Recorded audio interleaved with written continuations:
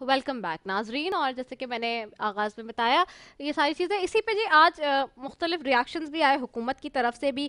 اور حکومت کا کیا اس پہ اسٹانس ہے میں اس کے لیے سب سے پہلے بات کروں. میرے ساتھ اس وقت موجود ہیں مسرت جمشید چیمہ ہیں ایم پی پاکستان تحریک انصاف سے. آپ کو خوش آمدید کہتی ہوں. Thank you so very much for joining us. آپ کو میری آواز آ رہی ہے مسرت؟ جی، ہاں آپ کا شکریہ. ہاں. اچھا مسرت یہ بتائیے گا کہ جیسے کہ ہم نے دیکھا کل کس طرح سے جو ہے وہ گڑی خدا بخش میں ہم نے دیکھا کہ پی ڈی ایم کے پلیٹ فارم سے جس طرح کی تقاریر ہوئیں اور جس طرح کی ساری باتیں کل ہمیں نظر آ رہی تھیں. کیا سمجھتی ہیں حکومت کس طرح سے دیکھ رہی ہے؟ کیونکہ آج وزیر اعظم صاحب کہے تھے سیاست چمکانے کے لیے اداروں پر انگلیاں اٹھانے والے جمہوریت کے علم بردار نہیں ہو سکتے. ماضی میں جمہوریت پر تو انگلیاں آپ لوگ بھی اٹھاتے رہے ہیں. بسم اللہ الرحمن الرحیم. بہت شکریہ. میں آپ کی شکر گزار ہوں کہ آپ نے ہمارا موقف لینے کے لیے مجھے کال پہ لیا. دیکھیے، جو سب سے امپورٹنٹ چیز ہے اس کو سمجھنے کی ضرورت ہے.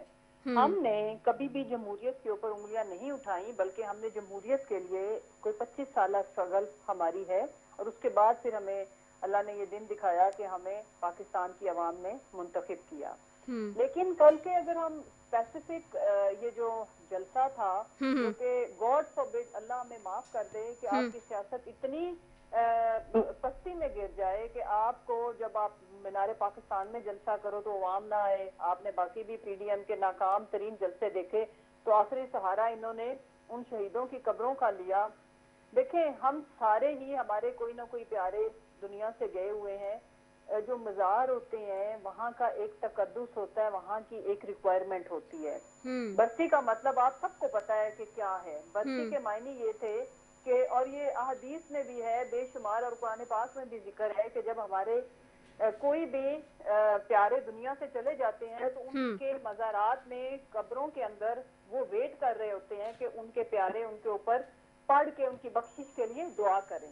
لیکن کل آپ نے دیکھا، یہ میں نے دنیا کی تاریخ کی واحد ایسی برسی تھی جس کا نام تو برسی تھا، لیکن اس کے اوپر برسی والا کوئی تقدس، احترام، یا باقی تو سارے اپنی سیاست چمکانے آئے تھے. بلاول کو ہی چاہیے تھا کہ کوئی قرآن خوانی، کوئی کل خوانی، کوئی دعا، کوئی درود و سلام.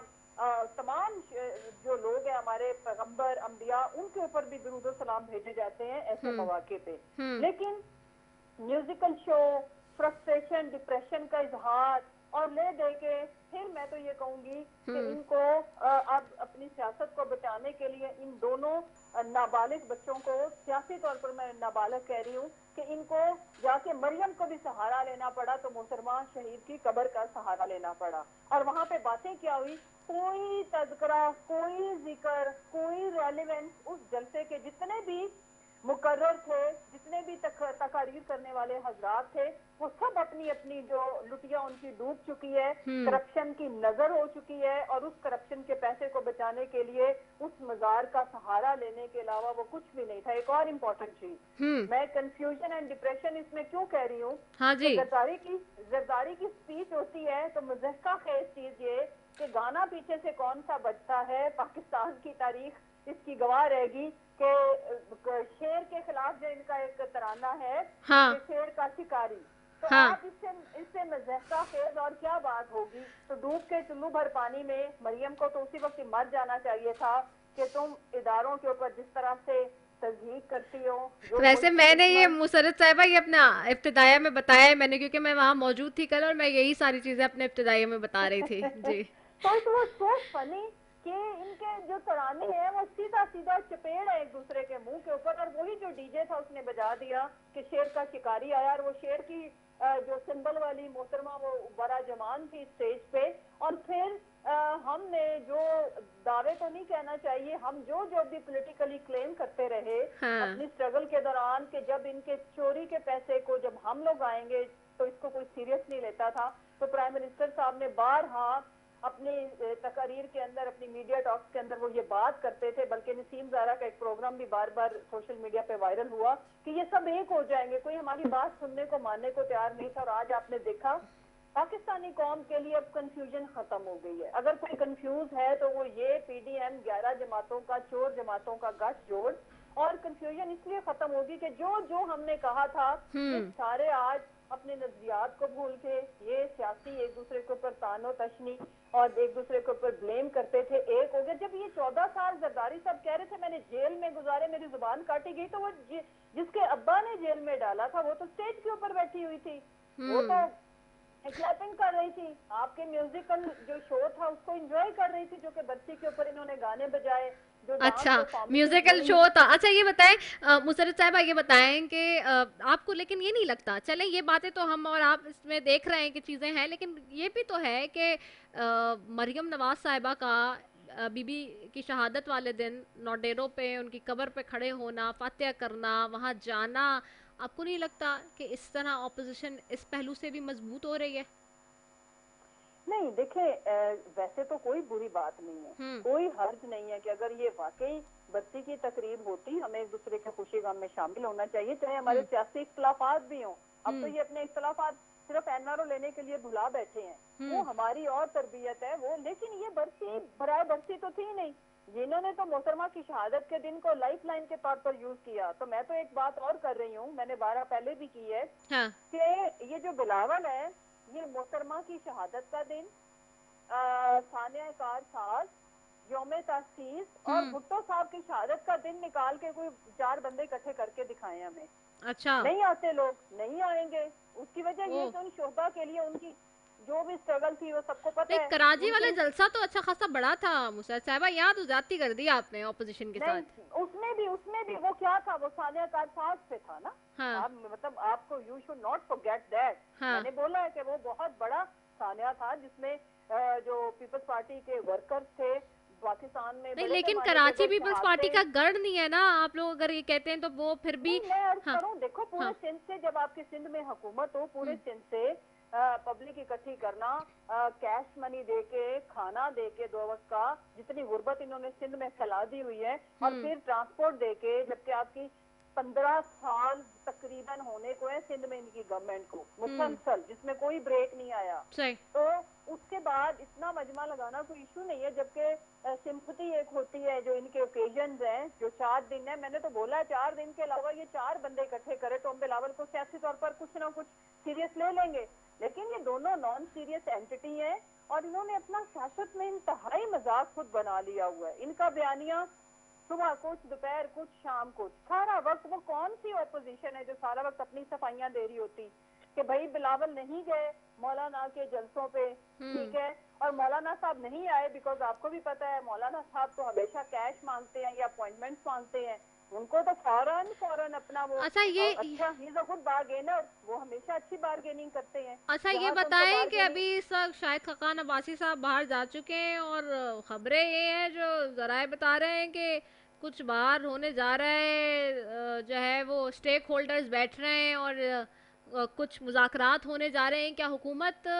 अपोजिशन, चूँकि हुकूमत को भी ये मैसेज तो मिला है ऊपर से पिछले हफ्ते, और ख़ास तौर पे प्राइम मिनिस्टर साहब को, कि मुज़ाकरात किए जाएं अपोजिशन से, हालात तो ओवरऑल ठीक नहीं है इस वक्त मुल्क के, तो ये क्या हुकूमत अभी भी मुज़ाकरात की तरफ जाएगी या नहीं, अभी भी यही स्टांस है कि नहीं जाना?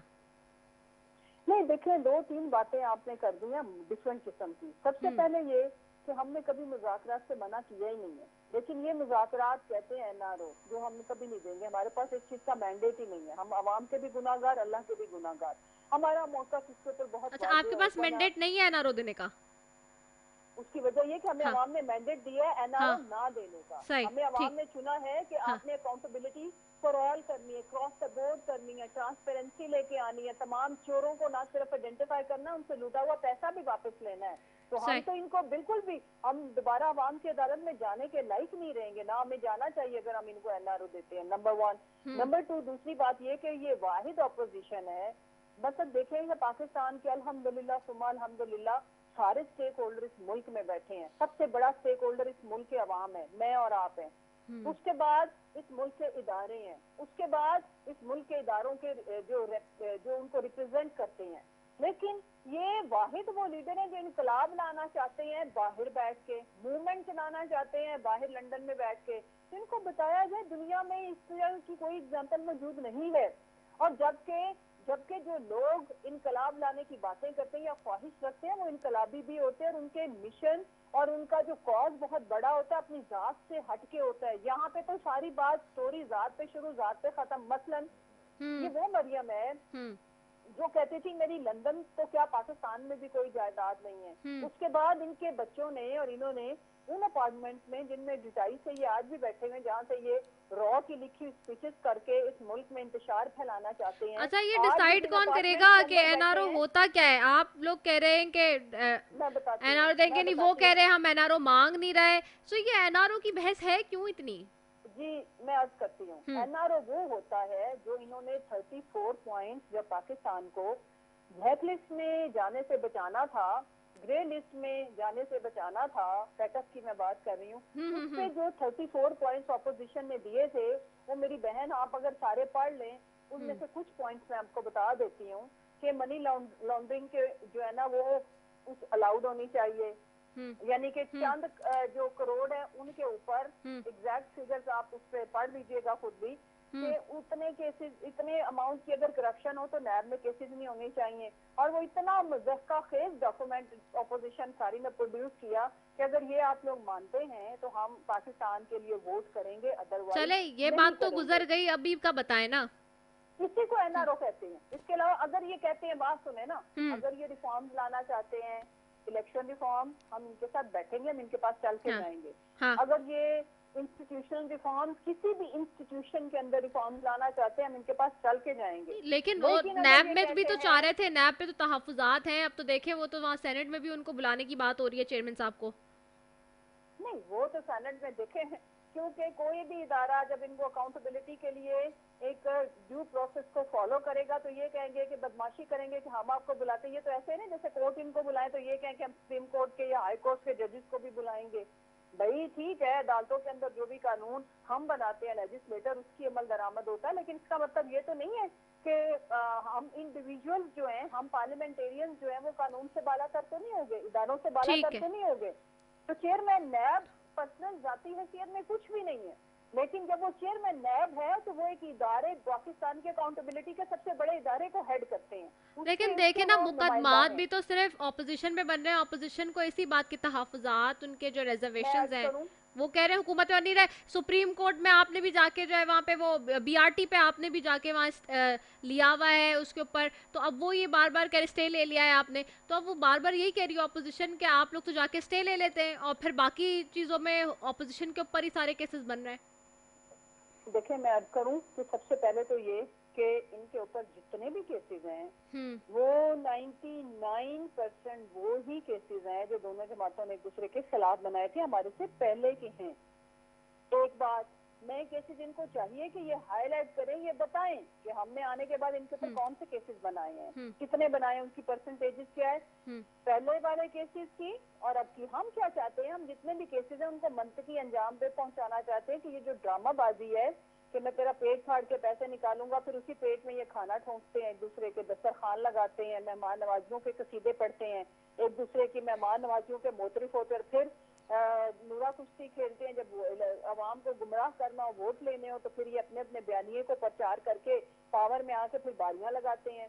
उसमें जो अगली रहेगी बात, देखें हमारे जितने भी जो गवर्नमेंट से रिलेटेड लोग थे या जिनका ताल्लुक हमारी जमात से था, उनके ऊपर नैब ने जब जब उनको बुलाया नहीं, लेकिन देखे ना ये तो सामने चीजें है ना मुसरत साहिबा, हुकूमत में होते हुए अभी आप लोगों के सामने सामने आटा चोरी, चीनी चोरी, और फिर ये अब तो खैर आज गैस के ऊपर भी जो है वज़ीर आज़म साहब ने जो है वो ले लिया है, एक्शन ले लिया है। अब अल्लाह ही खैर करे कि उसमें भी क्या होगा, लेकिन ये सारी चीज़ें भी हकीकतें तो हैं।